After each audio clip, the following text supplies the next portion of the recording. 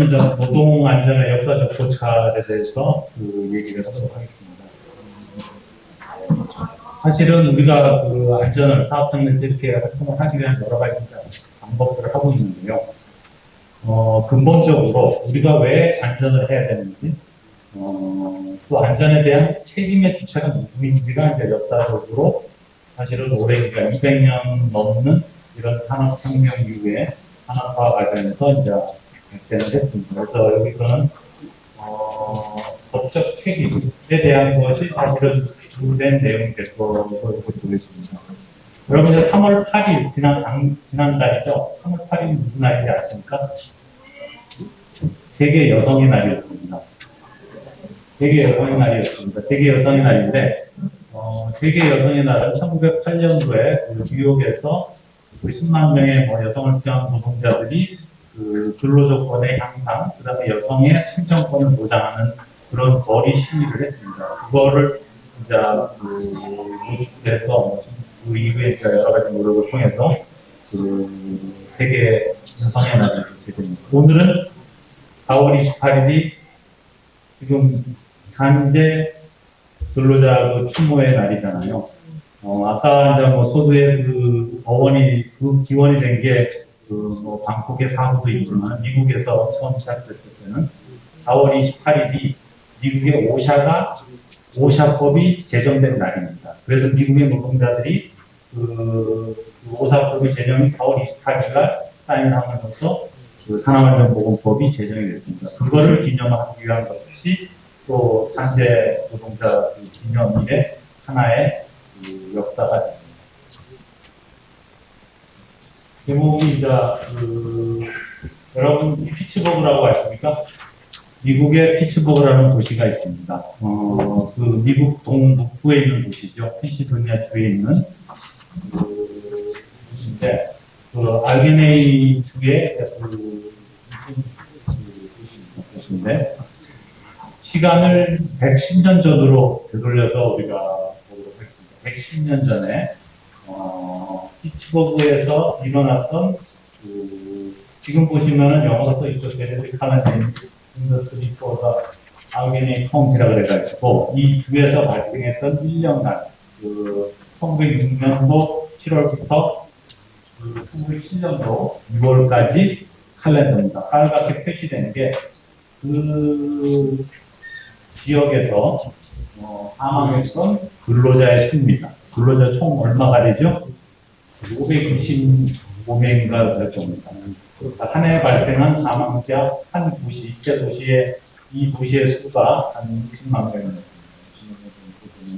도시의 수인데 이 기록을 한 게 피츠버그 보고서라고 서베이라고 얘기를 합니다. 피츠버그 서베이라고 해서 우리 노동의 사회 박적인 조사 중에 가장 유명한 조사이기도 합니다. 이때 조사를 했던 것 중에 하나가 이 산업재해와 안전에 대한 문제에 대해서 이게 이제 피츠버그인데 우리로 보면 포항이나 울산이라고 이렇게 여러분들이 생각하시면 됩니다. 대부분이 피츠버그는 여러분이 아시는 철거하면 누구죠? 카네기가 있었고 카네기가 지금은 이제 US 스틸이라고 되어 있죠. US 스틸이라는 철강회사 그런 회사들이 기반했던 도시, 공업도시입니다. 공업도시고 이 공업도시에서의 많은 근로자들이 노동자들이 미국뿐만이 아니라 이제 유럽에서 몰려들어서 일자리를 구하고 일을 하게 됩니다. 그런 과정에서 나타나는 문제점에 대해서 조사를 한 게 이제 피츠버그 서베이라고 얘기하고 그때 일했던 근로자들의 사진입니다. 이 사진을 찍으신 분은 요게 이제 보고서가 그래서 3년간 조사를 해가지고 보고서를 내놨습니다. 보고서 2010년도에 보고서를 내놨는데요. 내놓으면서 보시면은 여기 토탈이 이게 526명의 아까 말한 사망자 수. 그 당시는 전산이 안 됐겠죠. 110년 전이기 때문에 다 일일이 서베이가 한 70명이 거론돼가지고 여러 병원들을 다니고 회사를 다니면서 수집을 한 자료들입니다. 그래서 다 수집을 한 자료로 526명의 산재 사망자 수를 조사를 합니다. 보시면은 21살 미만의 청소년들이 82명 정도가 되죠. 그 다음에 이게 청년이죠. 21살에서 30살 되는 그 청년이 221명이 사망을 합니다. 퍼센테이지까지는 42명이고요. 근데 이런 통계적인 조사라고 사고의 원인에 대해서 보시면은 여기 뭐 한 메탈 익스플로전 해가지고 폭발 사고라든지 질식 사고, 그다음에 뭐그 깔림 사고 이렇게 재해 분석을 쭉 합니다. 보고서에서 네. 그리고 이제 이 보고서에서 중요한 그 조사가 된 게 이게 있습니다. 이게 사진을 보시면 어떤 사진 같습니까?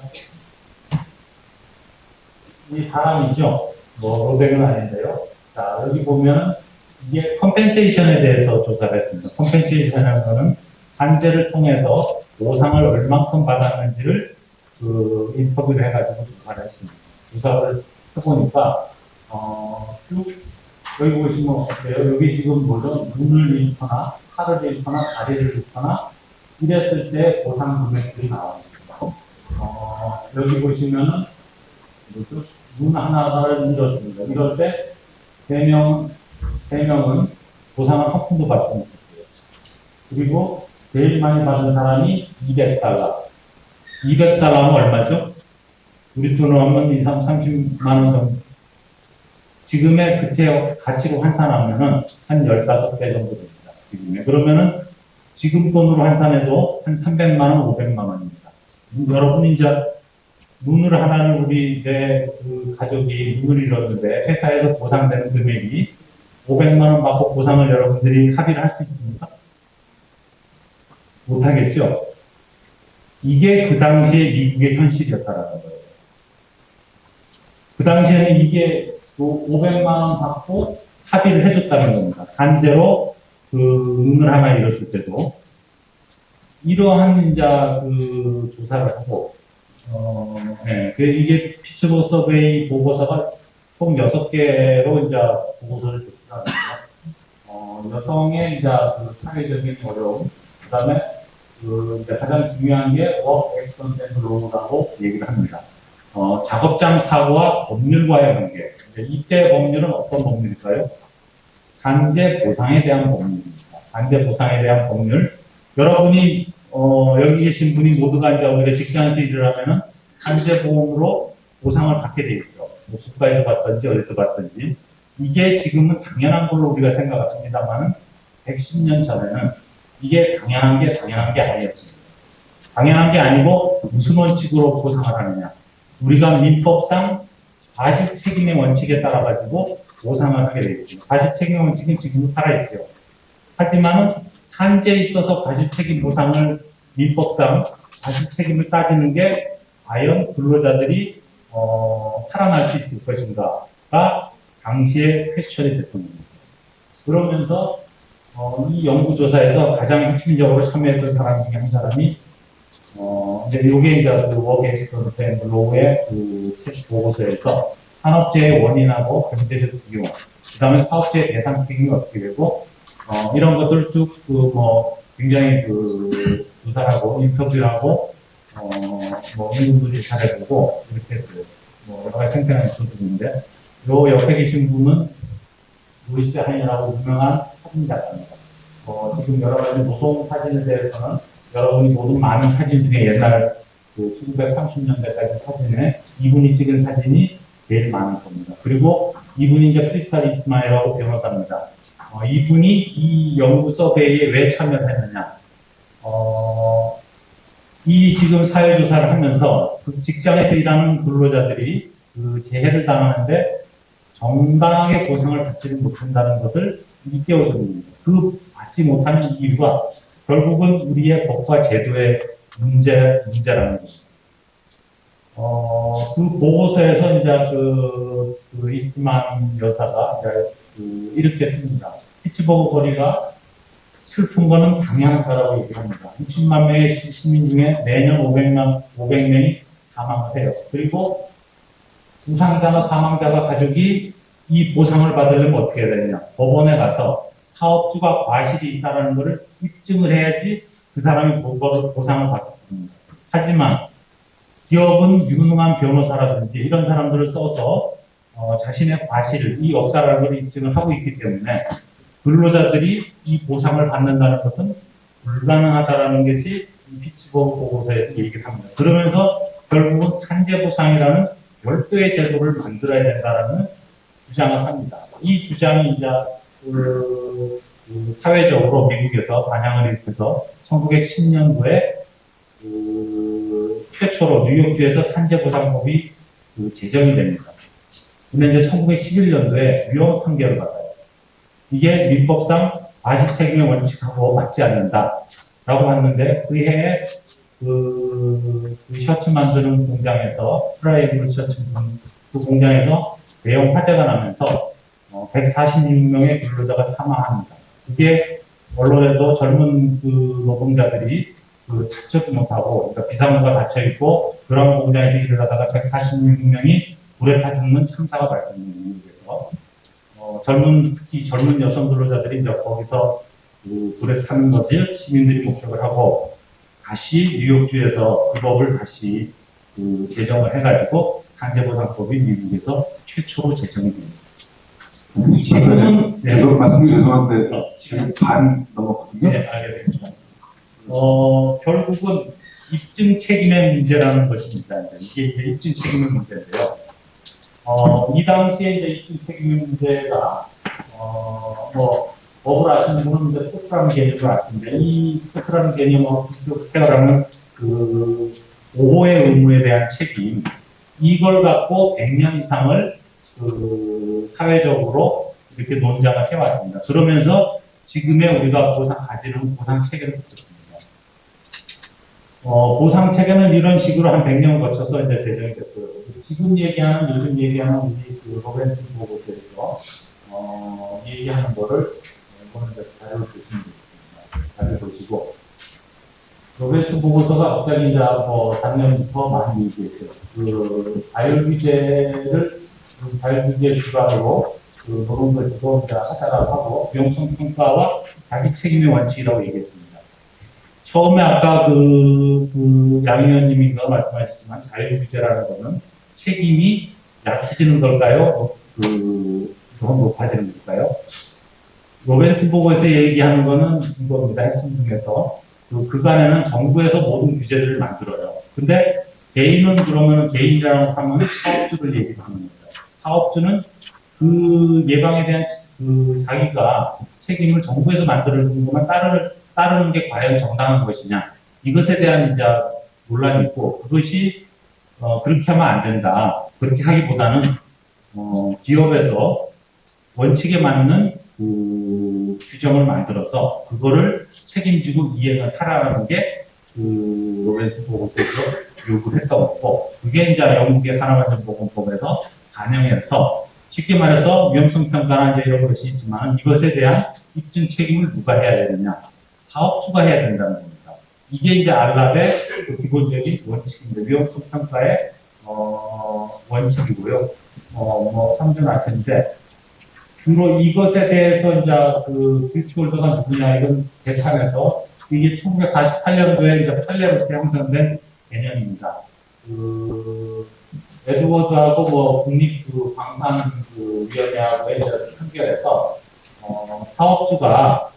사업주라고 방산이죠. 이제 근로자가 방산을 들어가는 도로에서 이제 사고가 발생을 했었는데 그러면 모든 안전 조치를 다 해야 되느냐를 사업주가 제기를 했는데 재판에서 모든 안전 조치를 반드시 할 필요는 없다. 하지만은 사고가 발생할 우려가 있는 데는 사업주가 책임을 지고 그것을 해야 된다라고 판결했습니다. 이게 위험성 평가의 안락을 판단하는 가장 법적인 기본적인 기준이 됐습니다. 이 얘기는 산업안전보건법 영국의 산업안전보건법에서 입증 책임의 전환이라는 게 이제 이루어집니다. 입증 책임의 전환이라는 게 있고 40조에 보시면은 산업안전보건법 40조에 보시면은 이 사업주가 안전조치를 의무를 제대로 준수했다는 것은 HS의 감독관이 입증, 안 했다는 것은 감독관이 입증을 하는 것이 아니라 사업주가 내가 안전보건 조치를 정확하게 했다라는 것을 입증을 하라고 이렇게 규정이 되어 있습니다.